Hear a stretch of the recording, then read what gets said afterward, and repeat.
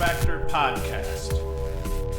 What is up, lacrosse fans? You are watching another episode of the LaxFactor Lacrosse podcast, and today, as promised, we're going to continue our review of the ACC and the ACC teams, and today we get North Carolina, UNC, the Tar Heels from Chapel Hill. They had a bunch of news recently that just came out, not a bunch of news, but some really good news that they nailed the Petramala brothers. Nick and Dom Petro announced last week or the week before that they were both heading to North Carolina. So as we had said last week, the arms race in the ACC continues, but they're not coming until 2022.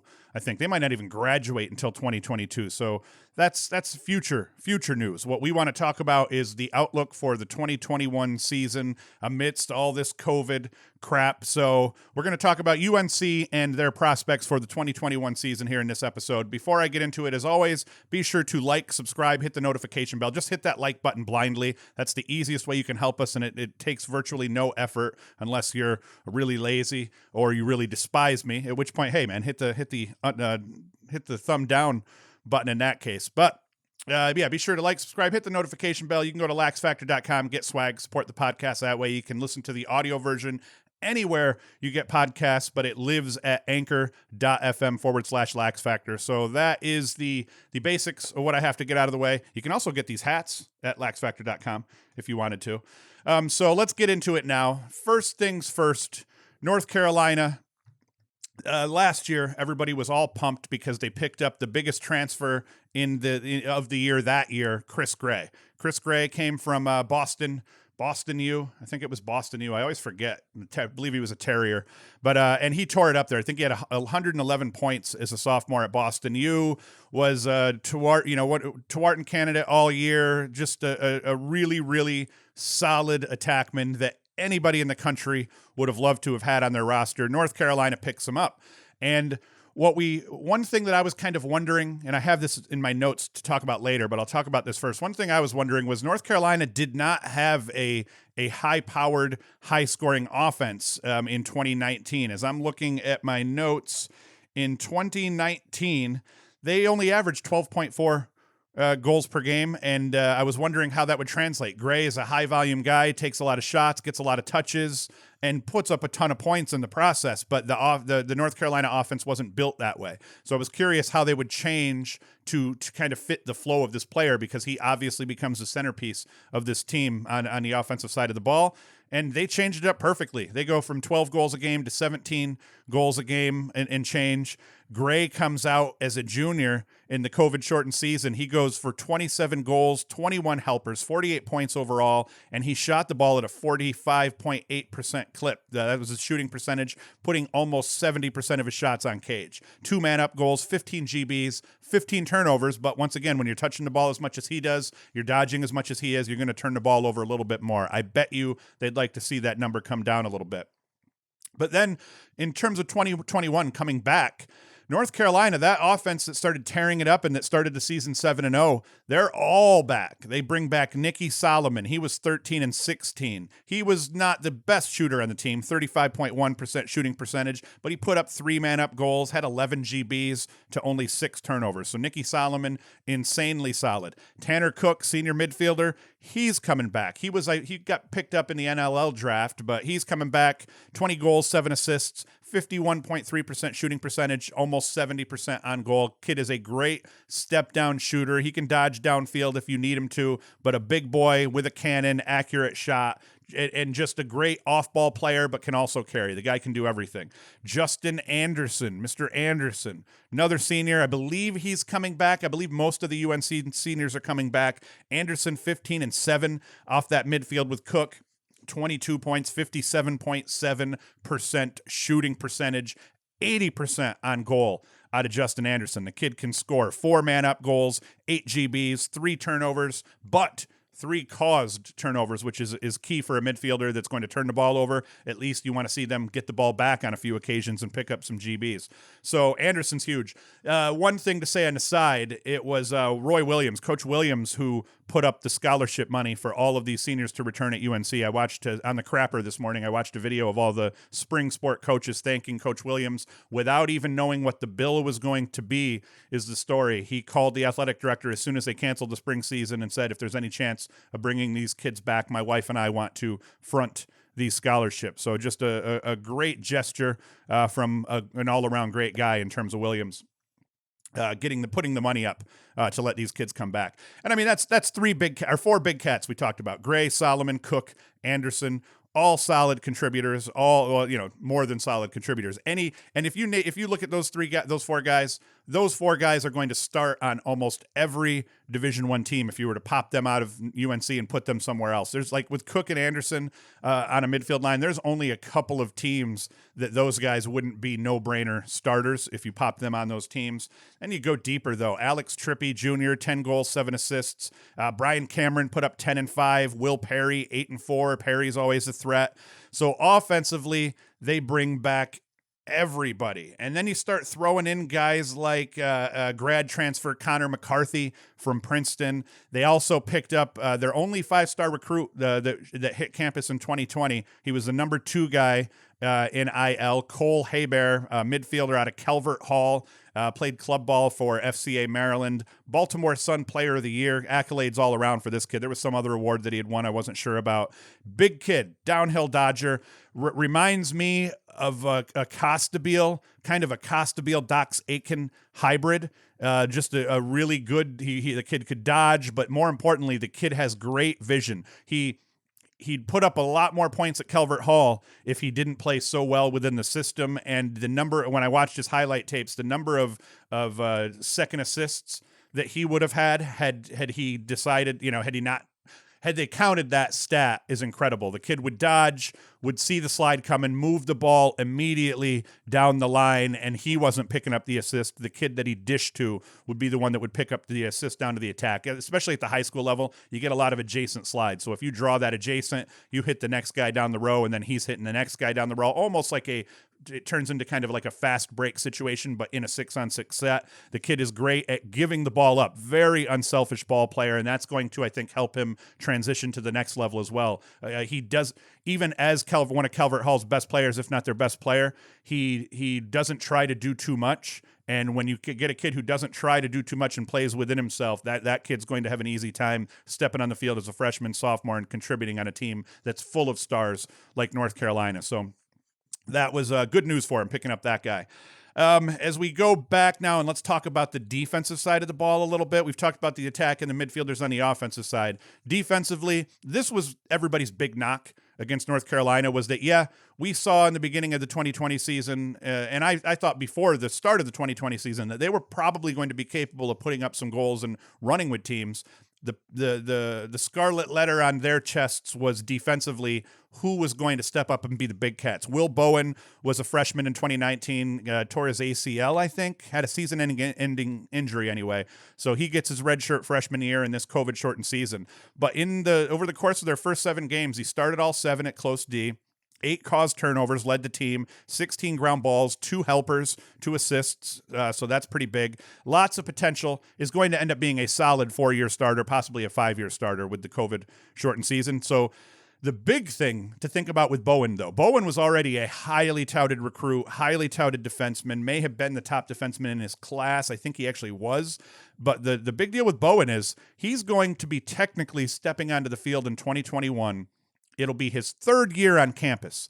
He redshirted his first year after an injury, played well in his first actual season of being able to play. In his 2nd season on campus, he's going to be starting his 3rd season on campus technically as a freshman from an eligibility standpoint if he decides to play it out like that. So, I mean, how many teams have a freshman that are technically juniors in terms of their education level? So look out for him, because as even myself talking about, well, they have solid athletes all over the field on the defensive side of the ball, but no game stoppers. This kid could become that game stopper, and he could be that kind of shutdown type not necessarily a shutdown type defenseman, but he can anchor that defense for 4 years now still if he chooses to come back. So that's a big deal on the defensive side. But then you throw in, and these guys are seniors, and I'm not 100% sure if all of the UNC seniors were coming back, if these two defenders were coming back, but Cam Masry and Patrick Lyons are both listed as seniors. And like I said, not sure if they're coming back. If they do, though,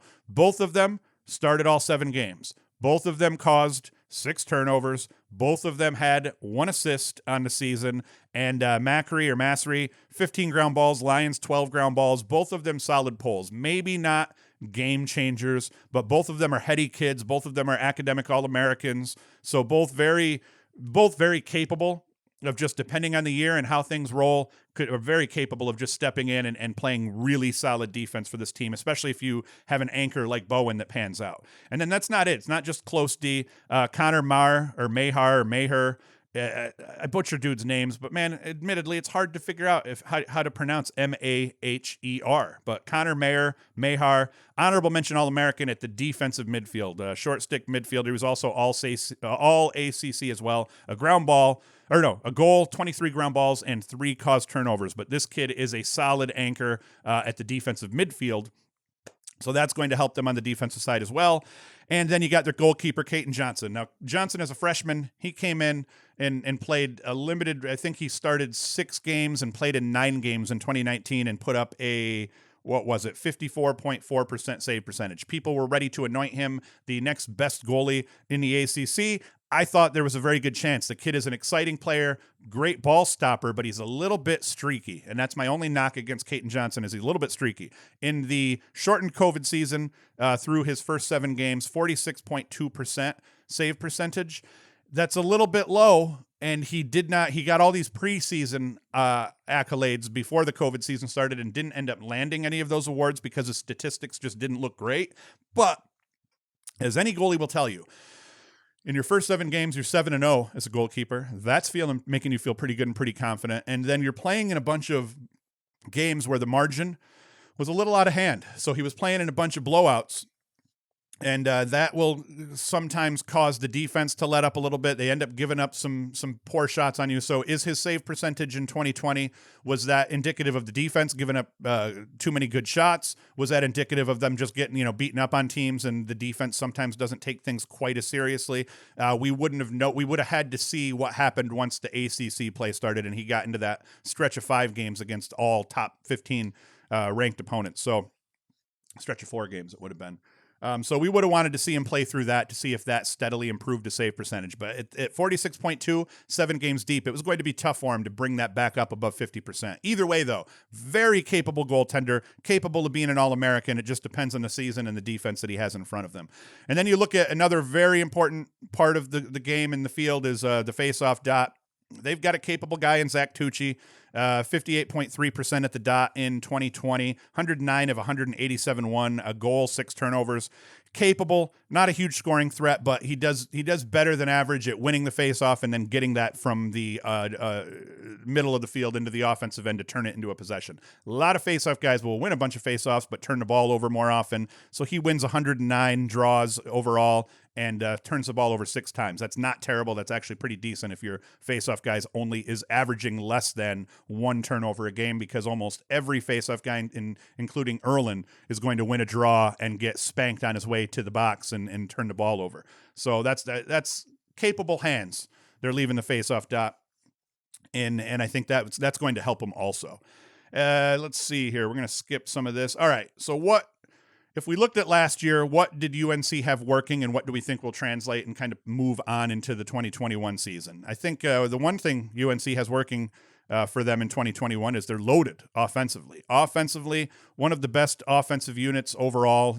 Probably I always like to look at the top 9 guys offensively. So I like to look at your starting 3 attackmen, your first midfield line that gets most of the offensive touches, and then either your second midfield line, or maybe it's just a couple of mids that get worked in with an attackman. I like to see what your top 9 or 10 guys look like offensively. UNC, you can put their top 10 offensive players up against any other team, and they're going to be able to hold their own against anybody, against the best of them. Duke, Syracuse, Virginia, Penn State, even Penn State last year with Amet on the roster. Their offense, they are loaded all the way through with depth. Even if they were to lose some of these seniors like Cook and Anderson, they were going to have guys that were going to step in and fill those roles without much of a problem at all. The fact that you get those vets back, though, even better for North Carolina. Another bright spot and a thing that I think they have working is the optimistic outlook for a kid like Caton Johnson. I think Caton Johnson has the ability to be an All-American goalie. He is a ball stopper, athletic, great hands, transition, gets the ball from the defensive end to the offensive end very well. So I think that's also something that you can is a bright spot, along with Bowen on the defensive side as well.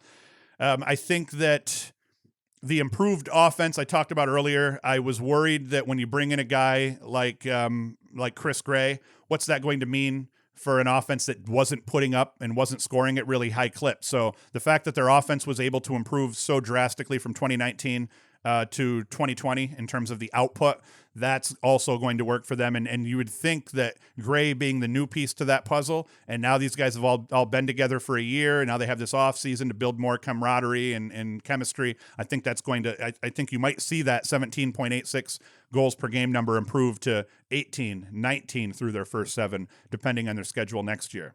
I think what UNC lacks is going to end up being defensive depth. It's proven defensive depth. They have athletes. As I said, they have guys that on any given year, if they just gel a certain way, they could end up being a pretty solid defense. Are they going to break into the top 20 defensively? Maybe not. But I think UNC would end up being happy if they could just get into the top 25, top 30 defensively with the offense that they have. In 2019, their offense was 20th in the country in goals per game. In 2020, they were 4th in the country in goals per game. So if they can stay in that top 5, top 10 in goals per game, and they can get themselves into the top 30 in goals against per game, that's going to put them in a pretty good place. And they do have the athletes and the personnel to kind of make that work, especially with all these guys coming back with the COVID season. And then we talk a little bit here about just the big news, because we're talking about the arms race an awful lot in terms of the ACC. So future, as we kind of got to talk about it if we're talking about about North Carolina, is Dominic Petramala, 5-star athlete out of Boys Latin, lefty finisher. The dude, picture, I'm trying to compare him to a player. He's really hard to compare because he is a lefty sniper and he will finish with his left hand, but he can do it all. So he's really a guy on the left that will not only anchor off ball for those righty dodgers that come up the side, but he can also dodge and create from anywhere on the field. You can put him at X, you can put him on the wing, GLE, up higher up on the wing in front of the cage. The kid can do everything and he can finish. And then his brother, Nick, LSM, very solid pole, 4-star athlete. So North Carolina picking up those two dudes, that's pretty big news for them. All you UNC Tar Heel fans got to be excited. Once again, I always say, as a Cuse fan, I'm not. As a Cuse fan, I was really hoping we nailed Petramala down, as we ended up landing Joey Spallina, and sometimes you see some of these big kids decide to go to the same school, but it makes sense. You got Nick and Dom, and that they're both going to head to UNC.